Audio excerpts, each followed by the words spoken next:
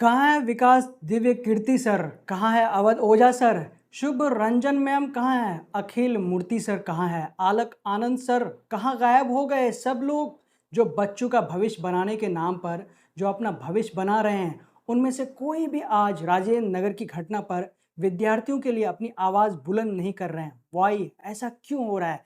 जब से दिल्ली के राव कोचिंग सेंटर में ये घटना घटी है तब से इस घटना की गूंज पूरे देश में सुनाई देने लगी है।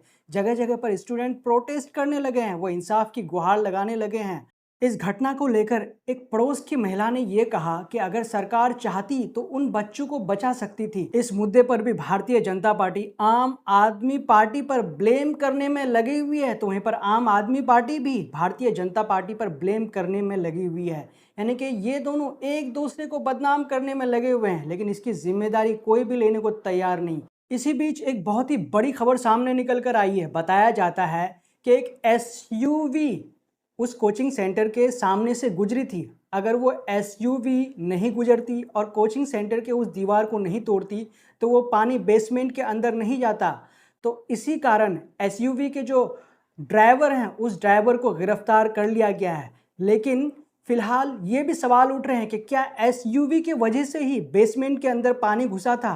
तो ये एक नई खबर सामने निकल कर आई है दोस्तों कि एसयूवी की वजह से जो दीवार टूटा था उस दीवार टूटने की वजह से बेसमेंट के अंदर पानी घुसा था। इसी कारण एसयूवी के जो ड्राइवर हैं उसको गिरफ्तार कर लिया गया है। आगे इसको लेकर के न्यूज़ 24 ने क्या कहा है उसके बारे में भी हम आपको दिखाएंगे, लेकिन उससे पहले हम आपको बता दें दोस्तों कि ये जो मुद्दा अब तक सड़क पर गूंज रहा था तो ये मुद्दा अब संसद के अंदर भी पहुंच गया है। वहां पे विपक्ष के नेता इस मुद्दे को जोर व शोर से उठा रहे हैं। इस मुद्दे को अखिलेश यादव ने बड़े ही गंभीरता से संसद के अंदर उठाया, मोदी सरकार को घेरने का काम किया। उन्होंने कहा कि घटना बहुत दर्दनाक है। यूपीएससी के स्टूडेंट जो तैयारी कर रहे थे, आखिरकार एनओसी देने की जिम्मेदारी तो सभी अधिकारी की है। जिम्मेदार कौन है? जो जिम्मेदार है, क्या उनके खिलाफ कोई कार्रवाई हो रही है? यूपी में जहां अवैध इमारत बनती है वहां बुलडोजर चलता है, तो ये सरकार बुलडोजर चलाएगी या नहीं? शायद कि अगर ये राव कोचिंग सेंटर किसी मुस्लिम का होता तो अब तक इन्वेस्टिगेशन भी हो जाता और बुलडोज़र भी चल जाता। इसके अलावा अखिलेश यादव ने उस हादसे में मृत छात्रों के परिजनों को 1-1 करोड़ रुपए मुआवजा देने की मांग की। उन्होंने इस संबंध में लोकसभा अध्यक्ष ओम बिरला को पत्र लिखा है। अखिलेश यादव ने पत्र में लिखा है कि आपसे अनुरोध है कि सरकार को निर्देश दे कि मृतक छात्रों के परिवारों को 1-1 करोड़ रुपए का मुआवजा दिया जाए। इस घटना के लिए जिम्मेदारी तय की जाए और तुरंत सख्त कार्रवाई की जाए। अब तक रिपोर्ट के मुताबिक बताया जा रहा है कि 3 छात्रों की मौत हो चुकी है, लेकिन कई जगह ये दावा किया जा रहा है कि 10 से अधिक छात्रों की मौत हो चुकी है।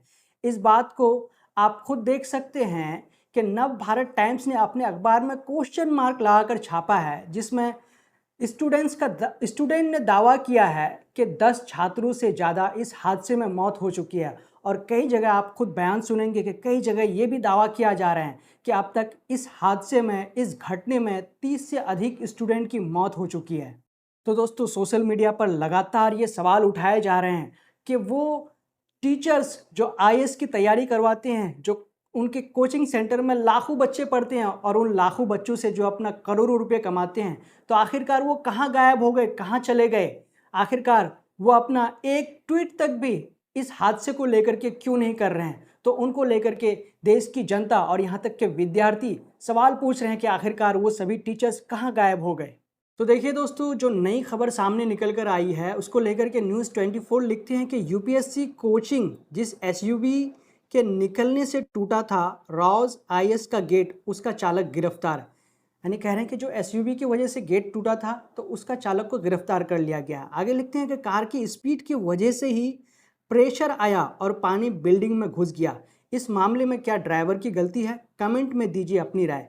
तो क्वेश्चन मार्क लगा करके न्यूज़ 24 ये सवाल करते हैं कि ये जो ब्लेम किया जा रहा है कि एसयूवी के ड्राइवर ने जो हरकत की, जो वो इतनी स्पीड में गाड़ी चलाया, उसके वजह से जो कोचिंग सेंटर का गेट है वो टूटा और उसके बाद से ही वो पानी बेसमेंट के अंदर घुस गया। तो क्या उनके ऊपर ये इल्ज़ाम लगाना सही है या फिर गलत है? तो इसको क्वेश्चन मार्क लगा के ये सवाल पूछते हैं। तो ये एक नई खबर सामने निकल कर आई है। अब आप स्क्रीन पे देखिए दोस्तों कि इस तरह के कई सारे बैनर्स, कई सारे पोस्ट सोशल मीडिया पे वायरल हो रहे हैं। इस पोस्ट में आप देख सकते हैं कि इसमें लिखा हुआ है, अवध ओझा किधर हो? यानी कि पूछ रहे हैं कि अवध ओझा सर आप किधर हैं इस मामले में? कहाँ हैं आप? दिखाई नहीं दे रहे हैं।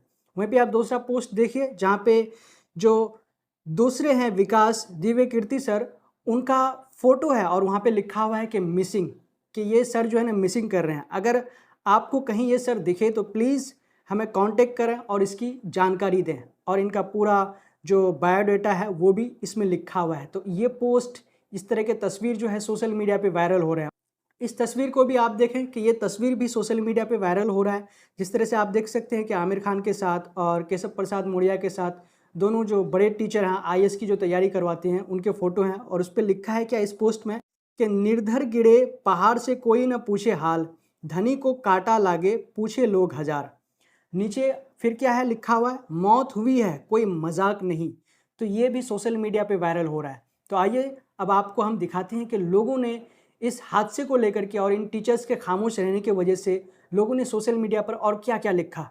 वंदना मीना लिखती हैं कि ओल्ड राजेंद्र नगर की इस दुर्घटना के बाद अलक पांडे सर, खान सर, विकास दिव्य कीर्ति सर और अवध ओझा सर सभी अचानक से गायब हो गए। ये सभी शिक्षक बच्चों के भविष्य के नाम पर अपना भविष्य बना रहे थे, लेकिन अब जब बच्चों को उनकी सबसे ज़्यादा ज़रूरत है तो वो कहीं दिखाई नहीं दे रहे। वहीं पे देखिए दोस्तों स्क्रीन पे कि अनिल जो पत्रकार हैं वो भी लिखते हैं कि विकास दिव्य कीर्ति और अवध ओझा भी आईएएस कोचिंग चलाते हैं। अपने यहाँ पढ़ने वाले हर छात्र छात्रा को आईएएस बनाने का सपना बेचते हैं लाखों रुपए लेकर। दिल्ली हादसे पर दोनों खामोश है, जानते हैं क्यों?